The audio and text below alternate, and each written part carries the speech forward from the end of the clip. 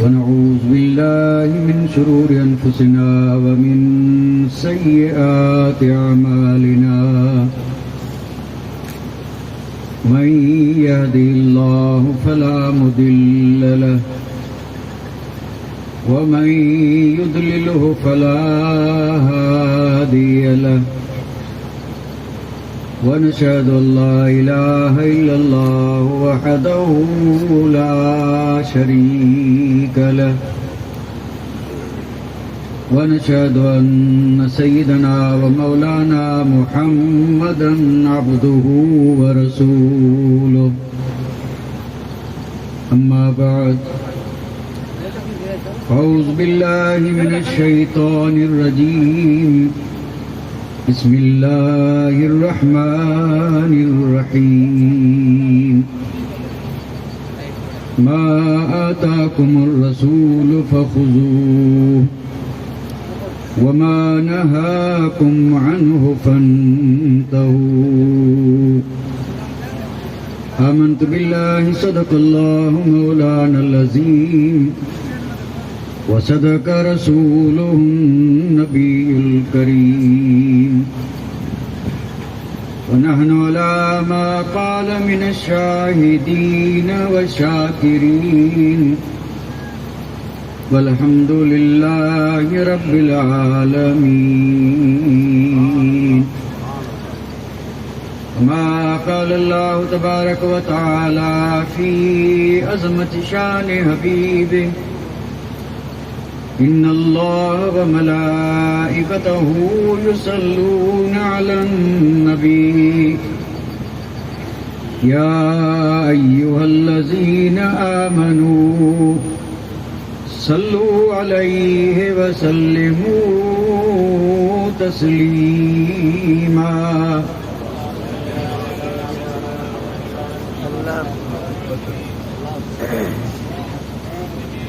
اللهم صل على سيدنا مولانا محمد وعلى آل سيدنا مولانا محمد وبارك وسلم صلاة وسلاما عليك يا رسول الله صلاة وسلاما عليك يا حبيب الله.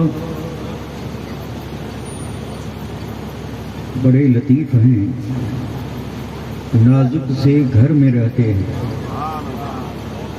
بڑے لطیف ہیں، نازک سے گھر میں رہتے ہیں اور ہمارے حضور ہماری چشم تر میں رہتے ہیں. سبحان اللہ. ہمارے حضور ہماری چشم تر میں رہتے ہیں اور ہمارے دل میں ہمارے جگر میں رہتے ہیں.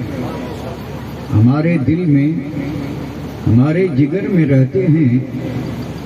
انہی کے گھر ہیں یہ، وہ اپنے گھر میں رہتے ہیں. انہی کے گھر ہیں یہ، وہ اپنے گھر میں رہتے ہیں.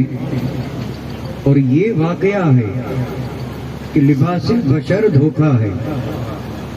یہ واقعہ ہے کہ لباس بشر دھوکا ہے. یہ معجزہ ہے کہ لباس بشر میں رہتے ہیں. یہ معجزہ ہے کہ لباس بشر میں رہتے ہیں. اور یقین والے کہاں سے چلے اور کہاں پہنچے. یقین والے کہاں سے چلے اور کہاں پہنچے.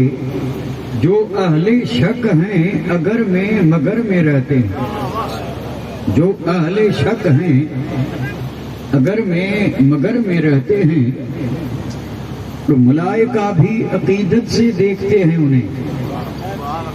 ملائکہ بھی عقیدت سے دیکھتے ہیں انہیں جو خوش نصیب نبی کے نگر میں رہتے ہیں. سبحان اللہ سبحان اللہ. بہت اچھا. جو خوش نصیب نبی کے نگر میں رہتے ہیں اور خدا کے نور کو جو اپنی طرح سمجھتے ہیں. خدا کے نور کو جو اپنی طرح سمجھتے ہیں. یہ کون لوگ ہیں؟ یہ کون لوگ ہیں اور کس کے اثر میں رہتے ہیں؟ یہ کون لوگ ہیں اور کس کے اثر میں رہتے ہیں؟ اور رہیں وہ اپنوں سے غافل ارے معاذ اللہ، رہیں وہ اپنوں سے غافل، ارے معاذ اللہ، خوشا نصیب ہم ان کی نظر میں رہتے ہیں۔ سبحان اللہ سبحان اللہ، نعرہ تکبیر، نعرہ رسالہ، بہت اچھا ہوا۔ خوشا نصیب ہم ان کی نظر میں رہتے ہیں، اور ہمیں کرنی ہے شہنشاہ بطحا کی رضا جوئی، ہمیں کرنی ہے شہنشاہ بطحا کی رضا جوئی، وہ اپنے ہو گئے تو رحمت پروردگار اپنی، وہ اپنے ہو گئے تو رحمت پروردگار اپنی، لا و رب العرش، جس کو جو ملا ان سے ملا، لا و رب العرش، جس کو جو ملا ان سے ملا، بٹتی ہے کونین میں نعمت رسول اللہ کی، بٹتی ہے کونین میں نعمت رسول اللہ کی، اور وہ جہنم میں گیا، وہ جہنم میں گیا جو ان سے مستغنی ہوا، وہ جہنم میں گیا جو ان سے مستغنی ہوا، ہے خلیل اللہ کو حاجت رسول اللہ، سبحان اللہ سبحان اللہ، ہے خلیل اللہ کو۔ فیضان حضور محمود الاولیاء۔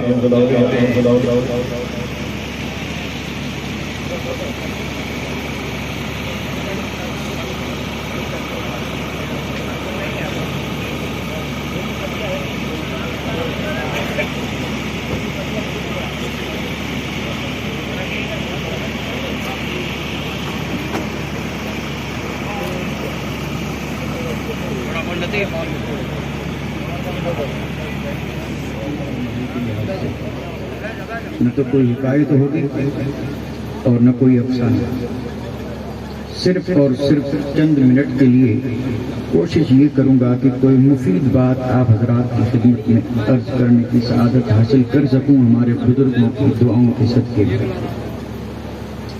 تو چونکہ سمجھانے کے لیے ایک تمہید کا عرض کرنا بہت ضروری ہو جاتا ہے تاکہ بات آسانی سے سمجھ میں آئے،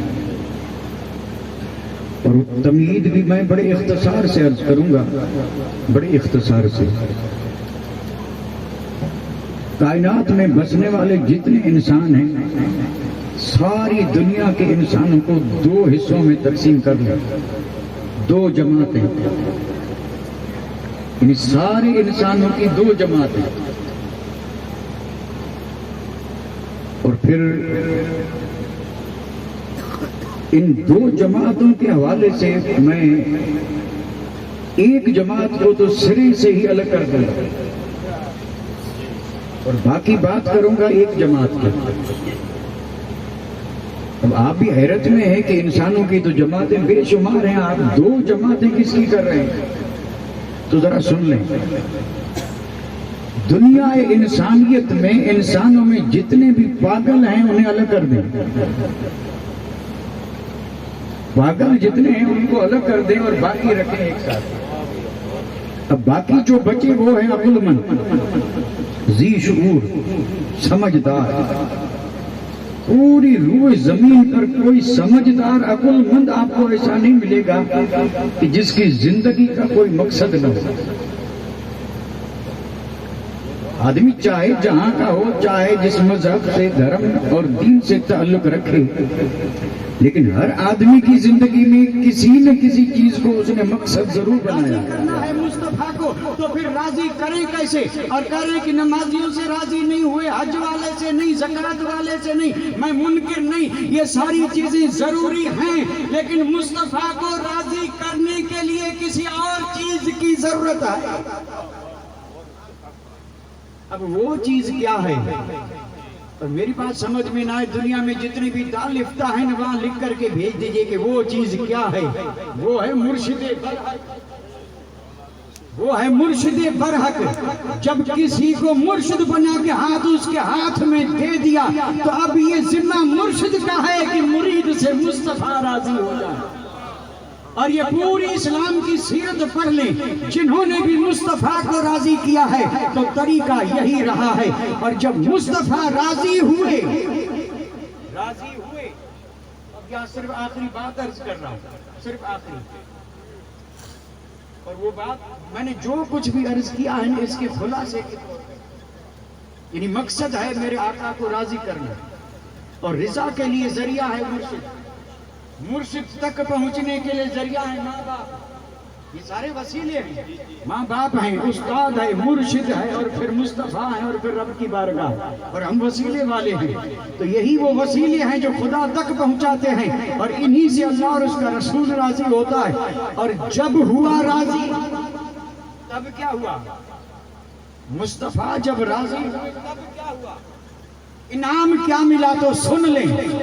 بندہ عمر بھر کوشش کرتا رہا، مقصد حیات یہی بنایا کہ میں کام وہی کروں جس سے مصطفیٰ راضی، اور جو یہ مقصد بنا لیتا ہے تو خیال بھی وہی، خیال اور تذکرہ بھی اسی کا، آپ بھی اسی کا، مانگا تو بھی وہی چیز مانگی۔ جیسے میں نے پہلے عرض کیا، جو مقصد بناتے ہیں ہر حال میں مقصد تو سامنے رہتا ہی ہے۔ جب مقصد یہ ہے کہ مصطفیٰ کو راضی کریں تو ظاہر بات ہے اٹھے گا تو اٹھتے ہوئے خیال آئے گا اٹھوں ایسے جس سے مصطفیٰ راضی، سوؤں ایسے جس سے مصطفیٰ راضی، کھاؤں ایسے جس سے مصطفیٰ راضی۔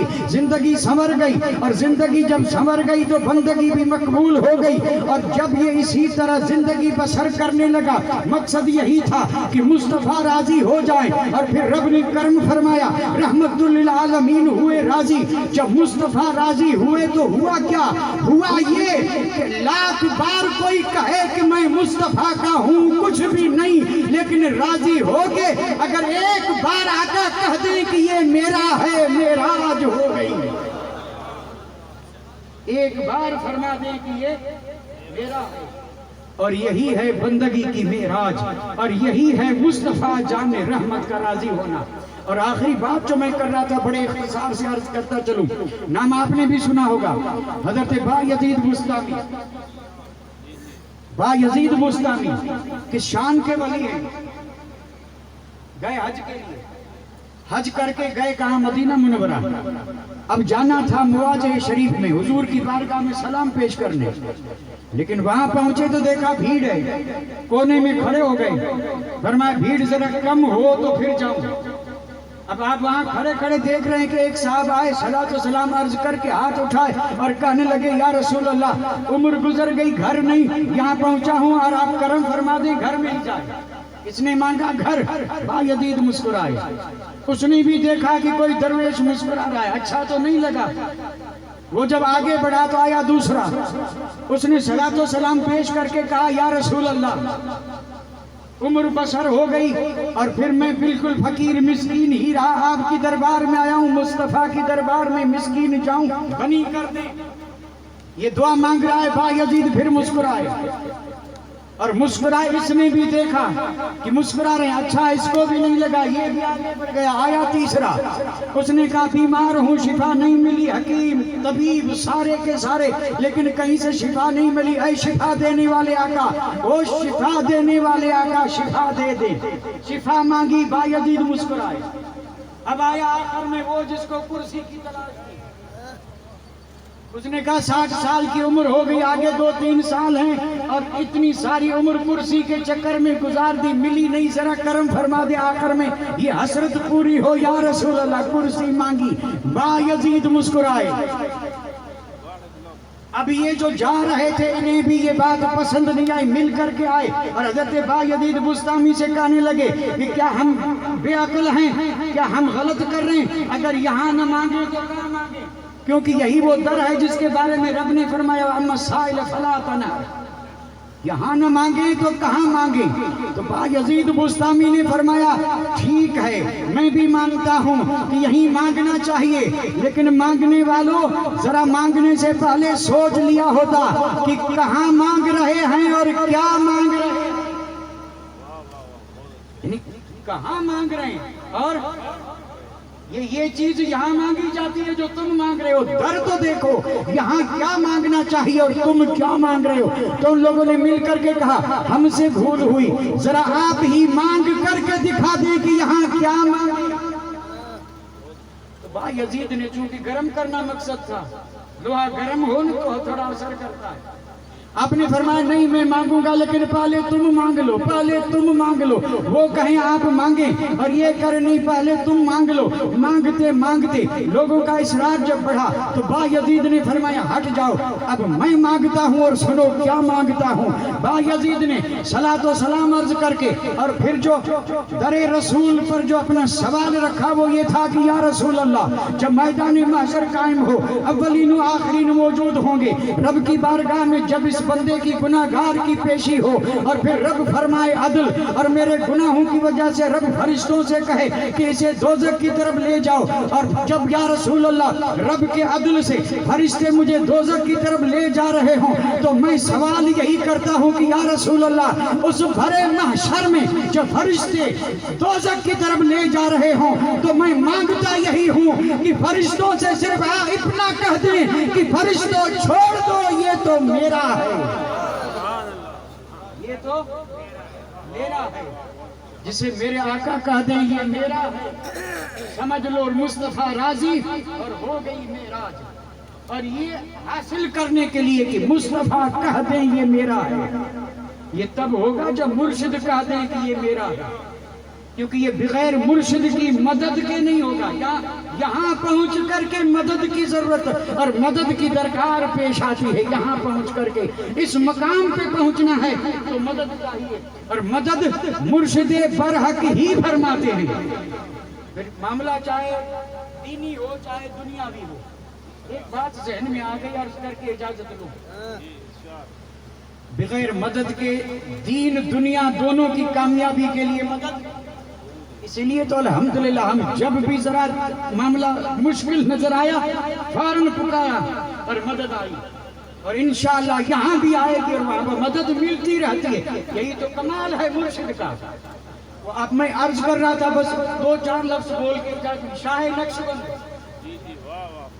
شاہ نقشبند یہ کون ہیں کہ جن کے مرشد نے خلافت دے کے فرمایا تھا کہ ہے تو میرا خلیفہ لیکن نقشبندیوں کا شہنشاہ تو رہے گا اور یہ سلسلہ تیرے نام سے روشن ہوگا۔ اور اس کے ساتھ یہ بھی بتا دیا تھا کہ اگر کوئی دعائیں مانگ رہا اور دعا قبول نہ دی ہو تو شہنشاہ نقشبند کا وسیلہ لے کے دعا مانگے، دعا قبول ہوگی۔ اب کمی کس چیز کی ہے؟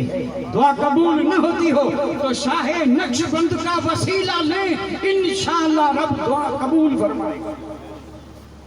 تو شاہ نقشبند آئے تھے کابل میں، کابل افغانستان میں ہے، اور جب شہر میں آئے تو بھیڑ جمی، دور ہی ایسا تھا، سب دیوانوں کا دور تھا، اور پھر اللہ والے کا چہرہ سبحان اللہ سارا شہر امڈا۔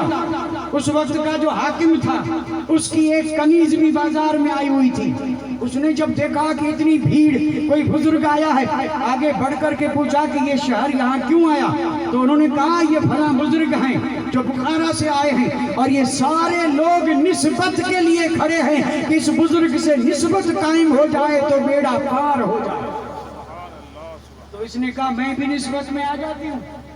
اب نسبت سب کو مل رہی تھی، اسے بھی ملی، اور یہ پہلے ہی بڑی نیک تھی، اور جب نسبت مل گئی تو اور زیادہ نیک ہو گئی۔ اور پھر اس پہ لگا الزام یہ لگا کہ اس نے بادشاہ کی رانی کا ہار جو ہے یہ چرایا ہے۔ اب یہ حسد والی جو تھی انہوں نے الزام لگا دیا، بادشاہوں کا تو ذہنی ایسا ہوتا ہے، اور بادشاہ نے تحقیق نہیں کی، الزام کو سچا سمجھ کر کے، اور جلاد کو حکم دیا کہ اس کنیز کو جس نے میری بادشاہی دربار کی قدر نہیں کی اور ہار چرایا ہے چھت پہ لے جاؤ اور وہاں سے گرا دو۔ اب یہ جلاد اس کنیز کو لے گیا چھت پہ، اور جب گرانے لگا تو اسے یاد آیا کہ جب میں نسبت قائم کر رہی تھی شاہ نقشبند سے تو مجھ سے کسی نے کہا تھا کہ حشر میں بھی کام آئیں گے، دین میں بھی کام آئیں گے، دنیا میں بھی کام آئیں گے، اور اگر کوئی مشکل پڑے پکار کے دیکھنا، مشکل میں بھی کام آئیں گے۔ کنیز کو یاد آیا کہ اس سے بڑی مشکل کیا ہوگی، بس اسے دھکا دینے کی دیر تھی، ادھر اس نے دھکا دیا اور ادھر اس نے پکارا شاہ نقشبند المدد۔ پکارنے کی دیر تھی، جلاد نے دھکا دیا، زمین کے گرنے کے بجائے مرشد کے ہاتھ میں اور جب ہاتھ میں آئے اور آپ نے جب زمین پہ رکھا تو عرض کرنے لگی کہ آقا آپ یہاں کب آئے؟ تو جواب سن لیں، مرشد برحق نے فرمایا تو از چوبارہ آمدی از من از بخارا آمد، یعنی دیر اتنی لگی کہ تو چھت سے نیچے آئی ہے، اور جب چھت پہ تھی تو میں بخارا میں تھا، اور جب تجھے دھکا دیا تو نے پکارا تو تیرے گرنے سے پہلے میں یہاں تھا۔ علینا الا البلاغ وآخر دعوانا الحمدللہ۔